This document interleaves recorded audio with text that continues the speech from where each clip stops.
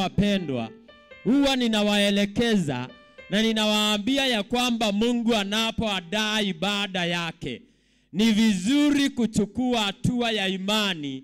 Tunasongea na tunaingia katika ile ibada, na tunaweza kushiriki katika ibada hiyo kama vile tumeshiriki siku ya leo. Tunakuwa na nafasi nzuri ya kumwabudu Mungu. Tunakuwa na nafasi nzuri ya kumsifu Bwana. Tunakuwa na nafasi nzuri ambayo ni ya kuweza kumuomba Mungu, na zaidi ya yote, kwa sababu katika kila ibada inapoendelea katika kumwabudu, katika kumsifu, katika kumuomba, utapata at the end Mungu ameandaa neno lake kupitia watumishi wake, ambalo ni neno la siku hiyo. Bwana Yesu asifiwe sana.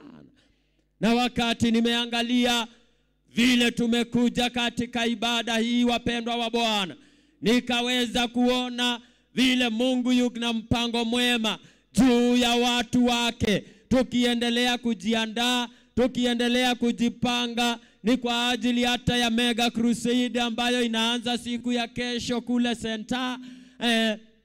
Nikaona Mungu wetu akiwa na upendo mwingi. Bwana Yesu asifiwe sana.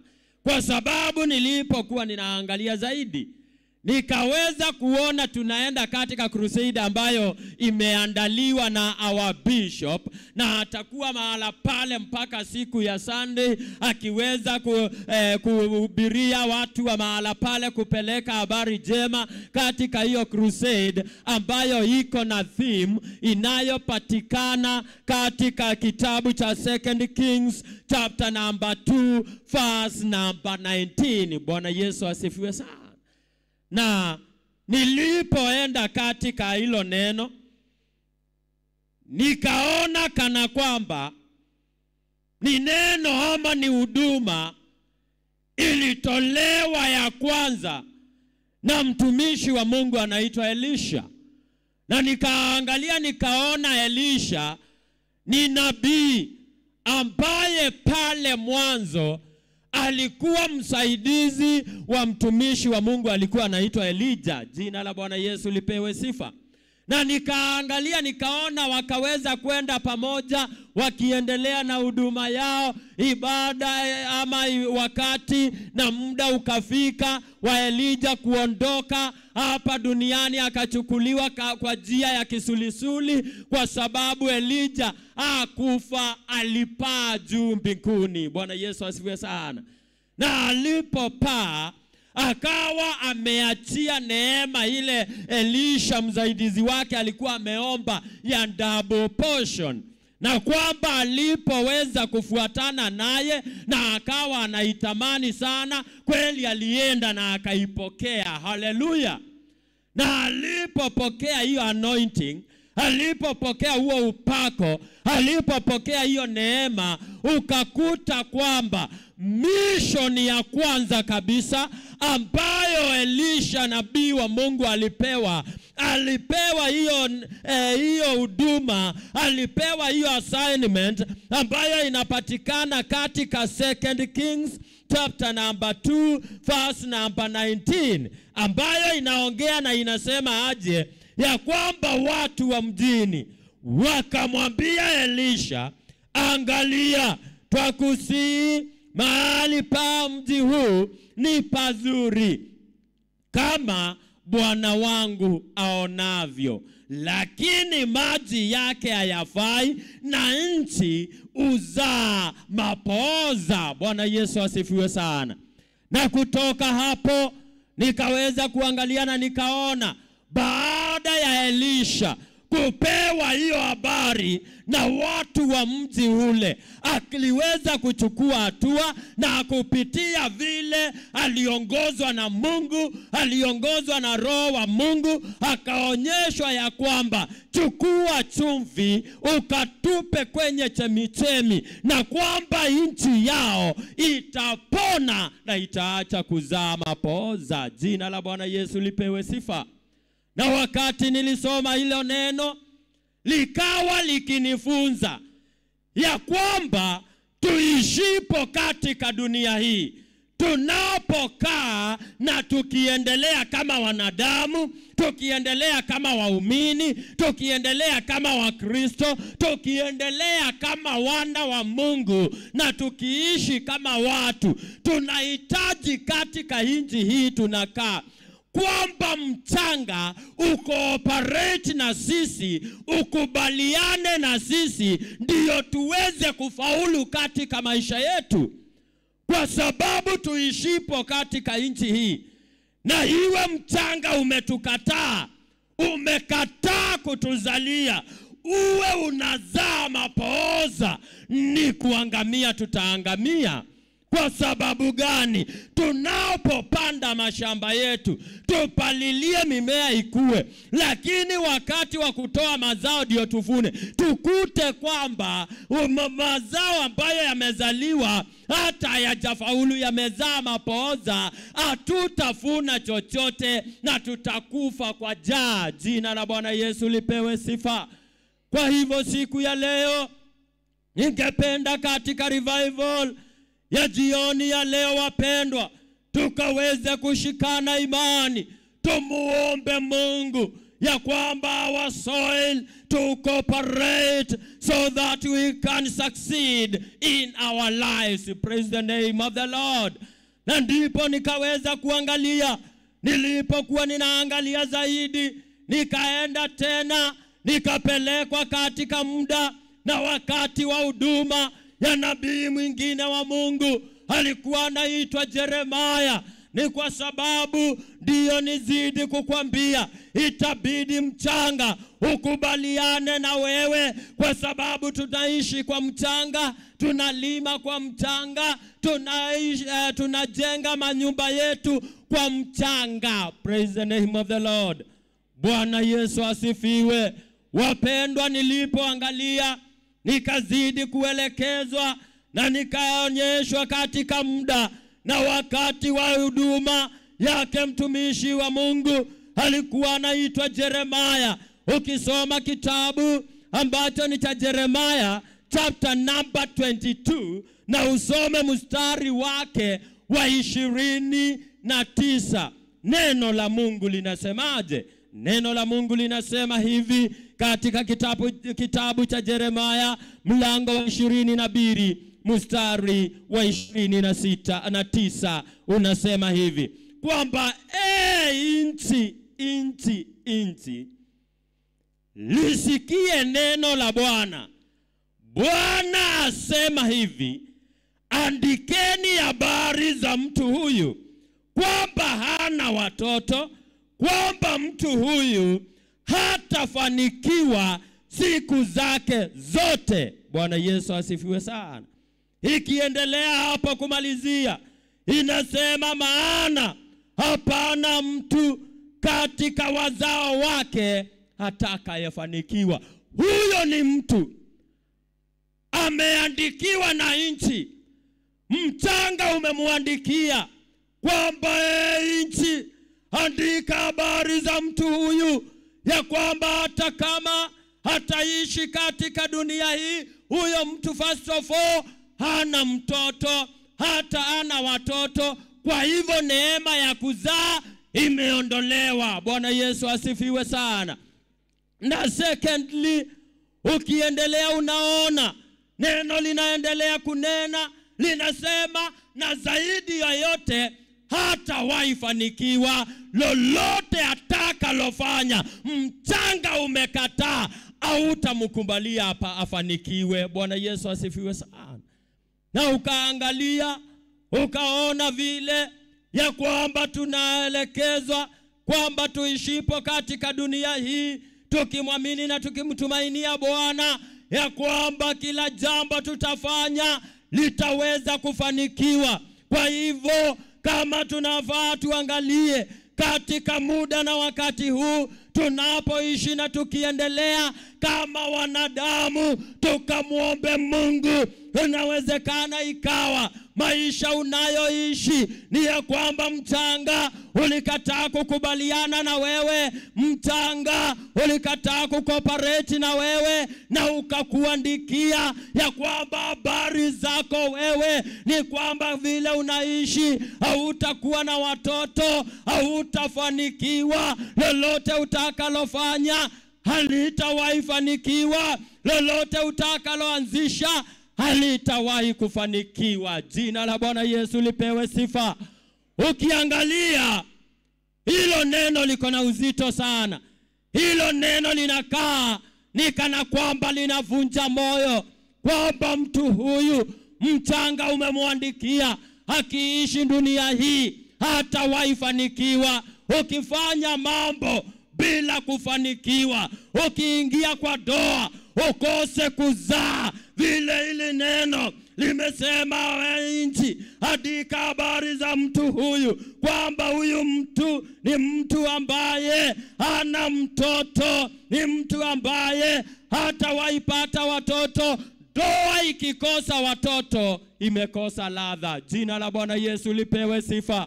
Kazi, utakapofanya kazi na upate kwamba ile kazi unafanya haina mazao, unakuta kwamba umekaa Nairobi hii, umeishi maisha, lakini siku ya leo unaangalia unakuta ni miaka mingi umekaa, lakini siku ya leo ukiambiwa wekelea kwa meza kile ambacho umepata katika kazi ya mikono yako, hakuna. Bwana Yesu asifiwe.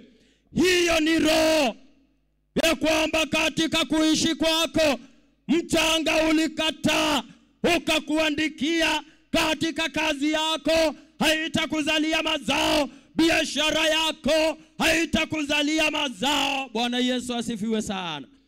Lakini ikawa hata kama kuko hivyo, kweli mchanga, kweli nchi, kweli ardhi inaweza ikakuandikia, lakini Jehova Mungu wetu ni Mungu wa huruma, ni Mungu wa upendo wa ajabu, ni Mungu ambaye amejaa huruma na upendo wa kipekee. Jina la Bwana Yesu lipewe sifa. Kwa sababu neno la Mungu linasema aje? Kwamba Mungu aliupenda ulimwengu, na alipoupenda akatoa mwanawe wa pekee, ili kila amwaminie asipotee, bali awe na uzima wa milele. Bwana Yesu asifiwe sana. Siku hii ya leo, huyu Mungu ambaye alipenda ulimwengu, ulimwengu si mchanga, ulimwengu ni watu, ulimwengu ni mimi na wewe, na kwamba tutakapomuendea na tuweze kumuomba na tumwambie Mungu, tuko mbele zako, ulipotupenda ulituma mwanao wa pekee ili tukikuamini tusipotee na tusipoteze. Bwana Yesu asifiwe sana.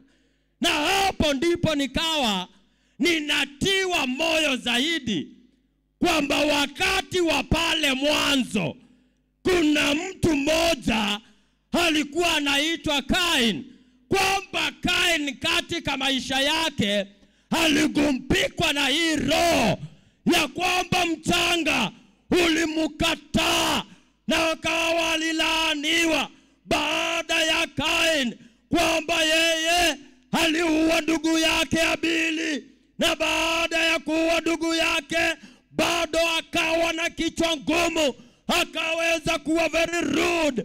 Mungu imagine amemtokelezea, akamuuliza Kain, wapi ndugu yako Abili? Bwana Yesu asifiwe sana.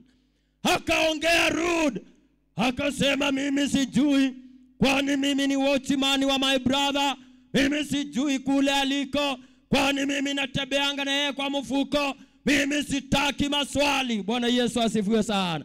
Akaongea vibaya, na majibu yake, rudeness yake ikaghadhabisha Mungu sana. Na hapa Mungu akamwambia, kuanzia leo, kwa sababu ninasikia damu ya ndugu yako inanililia kutoka mchangani. Kuanzia dakika hii wewe umelaaniwa, na utakapoilima ardhi haitakutolea mazao, haitakuzalia. Bwana Yesu asifiwe sana. Na hilo ndilo jambo, hiyo ndio roho inaangaisha watu wengi sana. Ukisoma neno hilo lililo katika kitabu ambacho ni cha Genesis chapter number 4, uanzie mstari wake ambao ni mstari wa 10, Biblia inanena mara pale, inasema mstari wacha tusome wa 9, unasema Bwana akamwambia Kain, yuko wapi Abili ndugu yako? Akasema sijui, kwani mimi ni mlinzi wa ndugu yangu? Mungu akamuongelesha akamusema aje, mstari wa 10, kwamba umefanya nini? Sauti ya damu ya ndugu yako inanililia kutoka katika ardhi. Jina la Bwana Yesu lipewe sifa. Na mstari ule wa 11 ndipo unasikia Kaini akalaaniwa. Ukiangalia hapo chini neno linasema ya kwamba akaambiwa, basi sasa umelaaniwa wewe katika ardhi iliyovumbua kinywa chake, ipokee damu ya ndugu yako kwa mkono wako. Eti utakapoilima ardhi haitakupa mazao yake, utakuwa mtoro na mtu asiye na kikao duniani. Bwana Yesu asifiwe sana. Angalia, laana ya mchanga imeingia, kwamba wewe hata alime ardhi haitawahi mtolea mazao. Ina maana ke kwamba huyo mtu katika maisha yake hatawahi pata lishe ya kumuweka uhai. Njaa itamkumba, na akikosa mtu wa kumsaidia na kumhurumia, ni kufa atakufa, ni kuangamia ataangamia. Bwana Yesu asifiwe sana. Zaidi ya yote akaongezewa kuambiwa, utakuwa mtoro, mtu wa kutangatanga na mtu asiye na makao. Kwa hivyo nchi na ardhi imemkataa kabisa, kwamba hata hawe na shamba haitatoa mazao. Hata katika kuishi kwake katika nchi hii atapata mahali kwa kujenga. Bwana Yesu asifiwe sana. Na kweli ukakuta kwamba baada ya Kain kuambiwa namna hiyo, ikawa sasa mchanga umemkataa. Akajaribu kulima, akapata kwamba ardhi haimtolei mazao. Akajaribu kujikaza aweze kujenga, ikashindikana. Akawa ana makao, akaishi maisha ya kutangatanga, mtu mtoro na mtu asiye na makao. Siku ya leo kuna watu wako mahali hapa ambao katika kuishi kwenu hiyo roho ya Kain iligumpika maisha yenu. Mumekuwa watoro, mumekuwa watu wa kutangatanga, mumekuwa watu wasio na makao, watu wasio na kazi, watu wasio na doa, watu wasio na pesa, watu wasio na afya, watu wa kutangatanga na kuhangaika. Lakini nilipokuwa ninaendelea, nikaangalia hapo chini, na nilipoangalia kuna neno lilinitia moyo sana, kwamba ndio Kain ameongelelewa na ameambiwa amelaaniwa, na ya kwamba sasa katika maisha yake ni maisha ya shida, ni maisha ya kutangatanga, ni maisha ya kuhangaika, ni maisha ya kuteseka. Na maandiko yananena pale, yanasema ya kwamba hata kukiwa hivyo, mtu anaitwa Kain akamwendea Mungu. Bwana Yesu asifiwe sana. Akamwongelesha Mungu na akamubebeleza. Akanena pale chini, akaongea mstari huo ambao ni mstari wa 13. Akanena na akasema aje, kwamba Kain akamwambia Bwana, adhabu yangu imenikulia kubwa sana, haichukuliki. Bwana Yesu asifiwe sana. Angalia first of all, Kaini ni muuaji. Ameua ndugu yake na akazika. Baada ya kumuzika, Mungu ameona vile amefanya. Mungu amemtokea, akamuuliza umefanya nini? Akasema mimi sijaua yeyote, hata sijui aliko. Jina la Bwana Yesu lipewe sifa.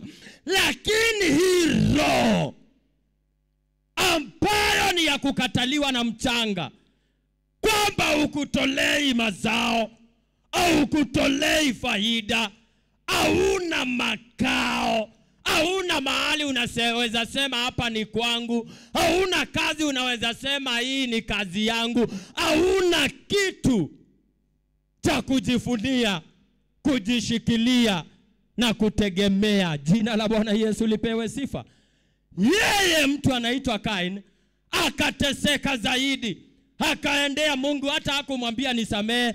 Alimwambia hii adhabu umenipea imenikulia zito sana Mungu, si ulegeze tu kidogo. Bwana Yesu asifiwe. Kwamba hata kama kweli ardhi imenikataa na nikilima ndio laana iliingia, hakuna mazao, hakuna faida ninapata, kwamba mimi ni mtoro, sina makao, sina kazi, sina chakula, legeza kidogo nipate hata kibarua ya 200, ninaweza nunua githeri nikule. Bwana Yesu asifiwe sana. Ninashukuru Mungu.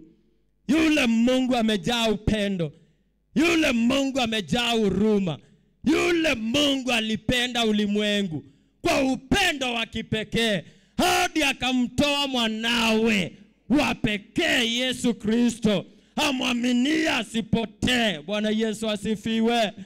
Maandiko yanasema huruma zake zikawa juu ya Kain, na hapo ukiendelea hapo chini, neno la Bwana inasema mstari wa 16, baada ya Kain kumulilia Mungu, akamwambia hii adhabu imenikulia kali sana, imenikalia sana, imenitesa sana. Mstari wa 16, angalia pale, neno la Bwana linasema Kain akatoka mbele za uso wa Bwana, akakaa katika nchi ya Nodi mbele ya Kain. Akamjua mkewe, naye akapata mimba, akazaa Enoko, akajenga mji, akauita Enoko jina la mwanawe. Bwana Yesu asifiwe sana. Mungu akalibariki neno lake. Sasa hebu angalia, Kaini amemwendea Mungu. Kaini ni muuaji. Kaini amelaaniwa ya kwamba yeye anateseka, lakini kumwendea Mungu tu akamwambia nilegezee, hii adhabu imenikulia zito, legeza kidogo, at least nione kama ninaweza saidika kidogo. Huruma za Mungu zikashuka juu ya maisha ya Kain. Maandiko yanasema akatoka mbele za Bwana, mstari wa 16, mbele ya uso wa Bwana akakaa katika nchi ya Nodi. First of all, amepata makao. Bwana Yesu asifiwe. Semeni jioni ya leo, tunakuomba Bwana, uliyehurumia Kain ukatuhurumie jioni ya leo. Bwana Yesu asifiwe. Sasa wewe uko mahala pale, mtu anaitwa Kain ni muuaji. Labda wewe hakuna yeyote umeua, labda wewe ni maadui wako walikusukumia roho wakakwambia enda hiyo Nairobi, lakini hata ukienda hautawahi pata kazi, utalima ardhi haitawahi kuzalia, utakuwa mtu wa kutangatanga kwa makampuni, ukitafuta kazi hautawaipata, utakuwa mtu wa kutangatanga, ukitafuta doa hautawaipata, utakuwa mtu wa kuzunguka. Bwana Yesu asifiwe.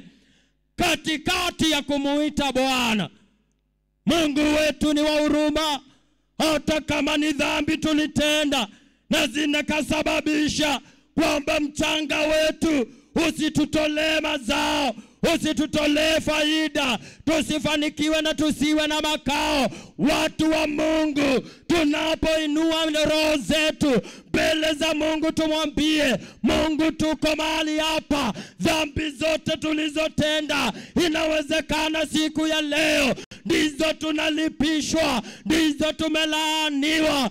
Inawezekana ikawa ni dhambi za wazazi, ni dhambi za mababu, ni dhambi za mashosho zilitendeka na huko, na hiyo dhambi siku ya leo inalipishwa kwetu. Ndiyo tunafuatwa na roho ya kukataliwa na mchanga. Bwana Yesu asifiwe sana. Neno pale linasemaje? Ya kwamba jambo la kwanza, Kaini akapewa makao, akakaa nchi ya Nodi. Number 2, Kaini baada ya kupata makao akapewa doa. Bwana Yesu asifiwe. Akapewa mke. Ukiteremuka hapo chini, maandiko yanasema ya kwamba Kaini akamjua mkewe. Bwana Yesu asifiwe. Baada ya kumjua mkewe, wakapata mtoto. Kwamba siku hii ya leo Mungu anaweza akatusaidia tukimuomba na tumusii ya kwamba mchanga wetu ulitukataa, lakini tunakuomba utufungulie njia. Mungu atakupa makao, Mungu atakupa ndoa, na si ndoa tu, ndoa iliyo na watoto. Bwana Yesu asifiwe sana. Hapo chini, baada ya Kaini kupata mtoto anaitwa Enosh, maandiko yanasema akajenga mji. Bwana Yesu asifiwe sana. Mji ni city kama hii ya Nairobi, ilikuwa ya mtu mmoja anaitwa Kaini. Mtu ambaye alitangulia na kulaaniwa, akakosa makao, akawa mtu mtoro, akawa mtu wa kuzunguka, mtu wa kutangatanga, mtu ambaye mchanga wake na mashamba yake yanamzalia mapoza. Lakini unakuta yeye akamulilia Bwana, akamwambia Mungu, hii adhabu imenikulia kali. Mungu akaponya mchanga wake, akampa makao, akampa ndoa, akampa watoto, akampa mali, akajenga city. Bwana Yesu asifiwe sana. Niongeleshe mtu hapo, mwambie pole sana kwa mchanga wako. Ulikukataa hadi ukashindwa na kujenga choo. Bwana Yesu asifiwe sana.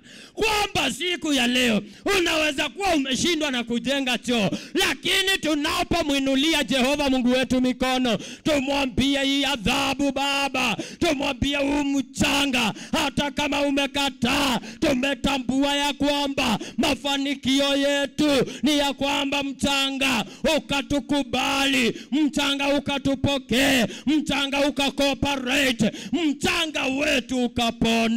Mungu atashukisha neema ya kuponya michanga yetu. Na watu wa Mungu, hata kama umeng'ang'ana miaka mingi, umeng'ang'ana muda mrefu, ukashindwa kufanikiwa, Mungu aliyefanikisha Kaini atashuka kwako, atakusaidia na atajitukuza kwa maisha yako. Simama kwa miguu yako jioni ya leo katika ibada hii ya revival ya jioni ya leo. Kuna neema, watu wa Mungu, inaitwa neema ya kuponya michanga yetu, ya kuponya nchi yetu, tusizae mapoza. Inawezekana ikawa mtu wa Mungu umejaribu kuweza kujaribu uweze kufanikiwa, unashindwa kwani kuliendaje, unashindwa ni nini baya, ukaweze kuchukua hatua. Biblia imenena na ikasema mtu anaitwa anaitwa Kain alipotambua ya kwamba katika maisha yake mchanga wake ulilaaniwa, anaona mchanga wake hata kilima huwezi ukamtolea mazao, akajipata amekuwa mtoro. Biblia inasema ya kwamba alienda mbele za Mungu akamwambia, Baba, hii adhabu imenikulia kali sana. Baba, naomba unilegezee kidogo. Hapo Mungu akamkumbuka. Mungu akamuondolea laana ya kukataliwa na mchanga. Jioni ya leo, mtu wa Mungu, enda mbele za Bwana. Sema, ni wewe Kaini wa leo.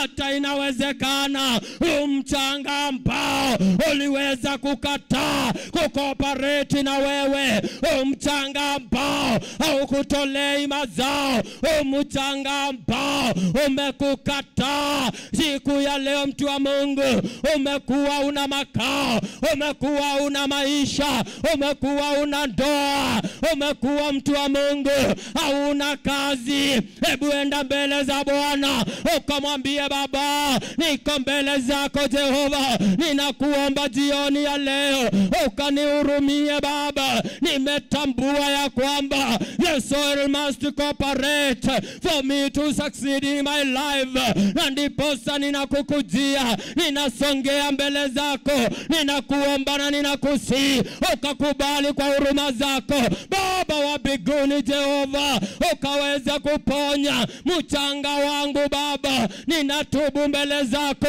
naomba huruma zako zikawe juu yangu Bwana, ukanisaidie, ukaponya Jehova nyumba yangu na maisha yangu, ukaponya doa yangu, ukaponya kazi yangu, ukaponya maisha yangu, mashamba yangu Jehova, ukayaponye Baba, ili Baba wa mbinguni kuanzia leo my Father, nikilima ardhi ikanitolee mazao, ikafanikiwe na nikaone mema. Nasema ni asante mtakatifu, pokea sifa na utukufu Jehova Baba, katika jina la Yesu Kristo. Nasema ni asante mfalme, ni kwa ajili ya jioni kama jioni ya leo Baba wa mbinguni, ni wewe umenileta katika ibada hii ya revival ya jioni ya leo. Mtakatifu wa watakatifu, ninasongea mbele zako Jehova, nikiwaombea watu wako Baba, ukashuke kwa ukawasaidie, ukawahurumie na ukawaonekanie. Mchanga wao wameishi kurima ardhi, lakini haiwatolei mazao, wamekaliwa na roho Baba, roho inaitwa ya Kaini, roho ya kuzunguka, roho ya kutangatanga, roho ya kukosa makao, roho ya kulima ardhi ambazo haziwatolei mazao, roho ya kufungua biashara haziwapei faida, roho ya kuajiriwa wakifutwa Baba, roho ambayo Jehova ni ya maradhi na magonjwa. Huo ni mchanga Jehova, umewakataa my Father, ukanena ya kwamba hautatawaifanikiwa. Lakini jioni ya leo, hata kama ni makosa, nimetubu mbele zako, ninaomba msamaha Baba wa mbinguni Jehova. Kama ni roho ilitumwa na wanadamu wakawanenea kinyume, wakasema ya kwamba watu hawa Jehova wataishi maisha ya kuhangaika, kukosa makao, kuwa watoro, hata wakilima ardhi eti siwazalie mazao. Hiyo roho ninaivunja kwa jina la Yesu Kristo. Hiyo roho Jehova tunaikamata Baba, katika jina la Yesu Kristo. Hiyo roho Baba yangu ninaing'oa kwa maisha yao, ninaing'oa kwa anga yao, ninaing'oa kwa ndoa zao, ninaing'oa kwa kazi zao, ninaing'oa kwa biashara zao, ninaing'oa kwa nyumba zao Jehova. Maisha yao yakapone, michanga yao ikapone, ikawatolee mazao, wakafanikiwa na wakaone mema, wakajenge na wakaendelee, wakasomeshe watoto, wakapate ushindi na neema yako Mwokozi. ukubali katoshe kwa milele. Nimekuomba na kukusihi Bwana, pokea sifa Jehova, pokea utukufu, ni kwa sababu unastahili milele, na ni katika jina la Yesu Kristo twaomba na kuamini. Wote tuseme amen. Thank you.